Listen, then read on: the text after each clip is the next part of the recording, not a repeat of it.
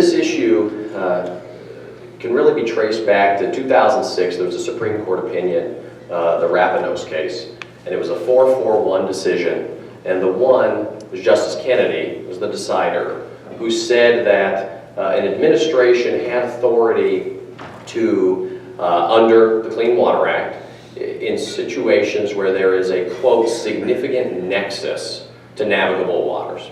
Well, that's an inherently vague term. And so what that led to then was a flood of litigation over the last 10 years of trying to determine, is this a significant nexus to navigable waters? Is this a significant nexus? Is it only water that is constantly flowing to a navigable water? Is it, if it comes twice a year when there's a flood, is that a nexus? And that really all stems back to these relying on one person who's unelected on a court to put two vague terms in an opinion that we then go off of. And so I don't tend to look at, a particular ruling or executive order from the administration or regulation and whether I agree with that or not in determining if they have overreached or gone far enough, because I think it's easy to get trapped into, oh, I like this policy, I don't like this policy, but you want to be able to be consistent with the next president, whether President Trump or Clinton, who you might not trust as much to make a decision, or you might trust more.